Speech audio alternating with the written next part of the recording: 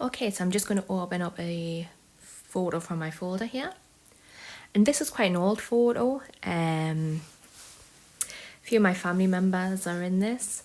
What we're going to do first is we're going to come to filters and distortions, and we're going to use the warp to adjust this photo of a photo.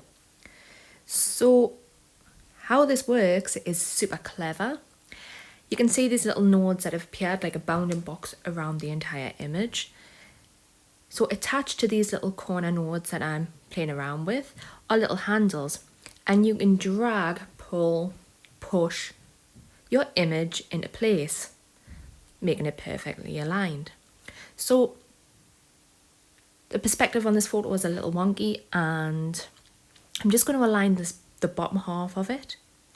And then I'm just going to work my way around, adjusting and tweaking till it looks a lot straighter.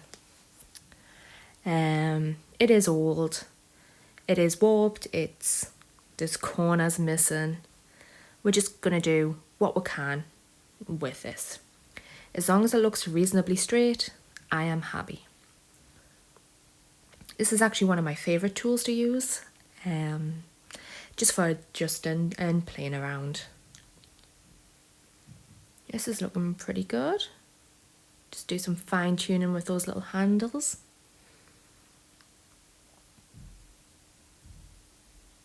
It's getting there.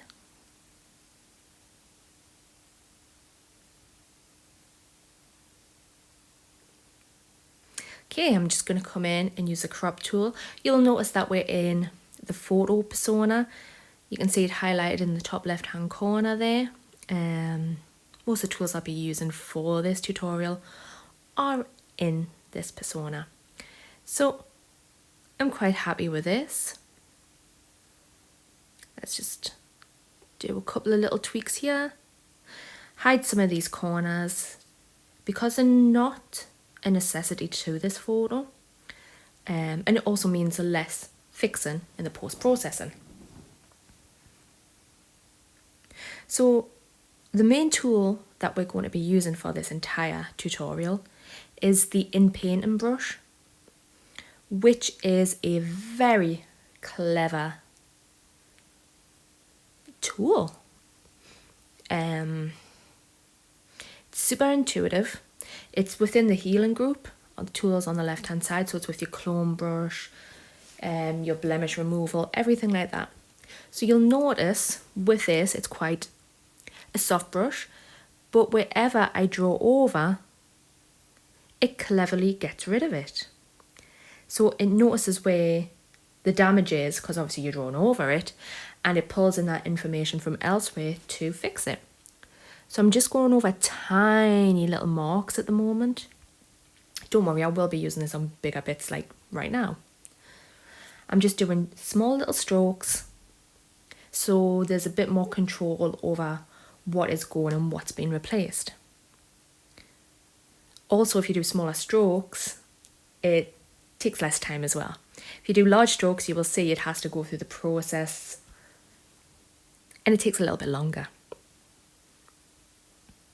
I'm just going to zoom in, 2 fingers, just to zoom. Just drawing over them. So this is where majority of the time will be taken up, just using this brush.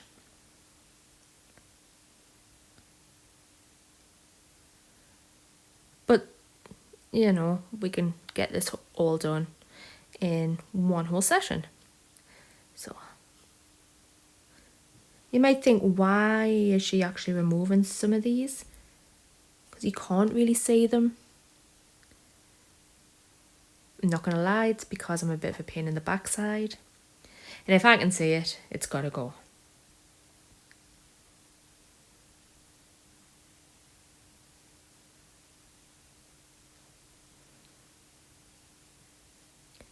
Yep. I find this very therapeutic. I think this is why I love retouching, photo manipulation and everything like that. It's just a great process. It's, yeah, a lot of fun. de-stresses you. Well, de-stresses me sometimes. Really enjoy it. I'm just going to speed the video up here. Otherwise, it's going to just take forever. Just double check to see whether this is recording or not, because my iPad wasn't recording Affinity a few months back, but since the updates, it seems to be going great. So as I'm working into these corners, you can see I'm just doing little bit by little bit. Just coming in, and the tool is pretty impressive. As you can see, I'm just going around, drawing all over, and it's just fixing it. If it doesn't work the first time, you can just redraw over it, and hopefully it picks it up the second time. It's pretty cool. So the person I'm drawing on at the moment, that little girl up front there, that is my mother. I inherited those hamburger knees from her. Thanks, Mum. But this photo was also pretty special because behind her, the guy to her left, so camera left, who I've just been drawn on, that's my Uncle Bob, who passed away not so long ago. And my Uncle David, who's on the far right, he passed away as well. Both of them within the last 3 years, so it's a little bit of a special photo. And I just, with this lockdown, obviously I want to work on all of these images. Just thought it'd be nice for my mum to see this image in a bit better condition.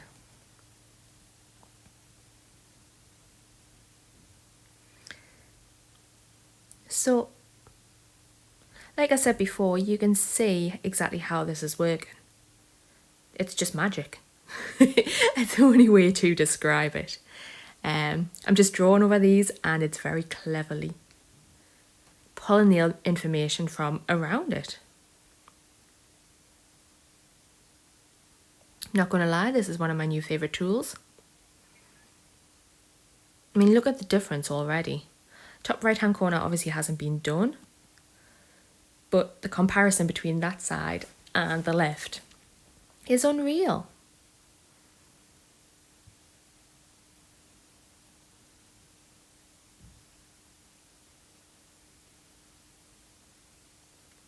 Sorry for speeding up the video, I just felt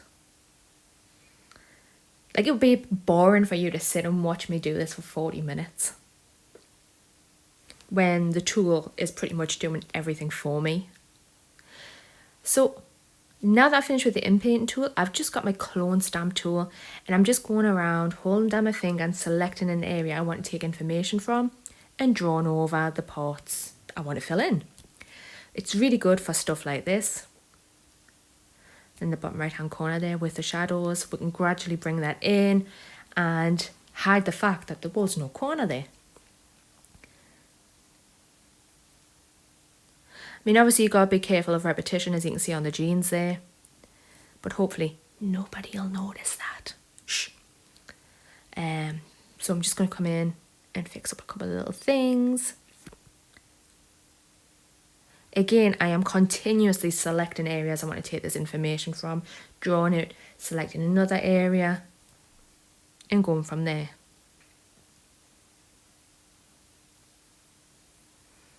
I'm so used to using this tool for retouching and for various other things that it's pretty much second nature to me.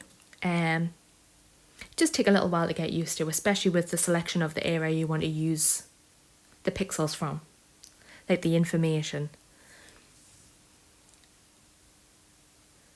But it is just a case of practicing with it.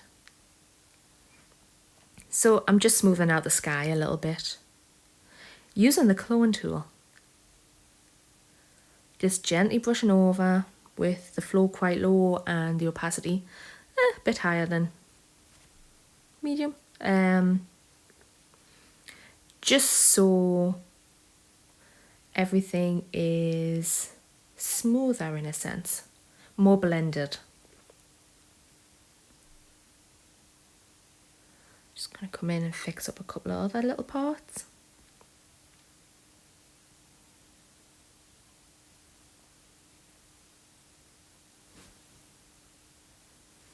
And I'm just going to add a black and white adjustment because, as you could see, it was very discoloured. But that was mainly because of, you know, the paper. Let's just play around here.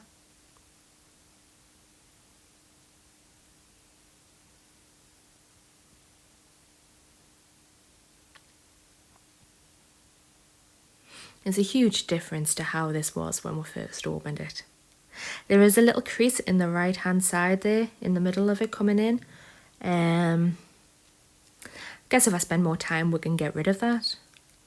Just using the same tools as I was before, just being a little bit more careful and thoughtful about where I'm applying the strokes, what I'm taking away and what I'm putting in there. I kind of want to keep those little milky black tones in where you know that it is black because it's black and white image, but it's also not solid black, if that makes sense. It's a soft black. I'm quite happy with that.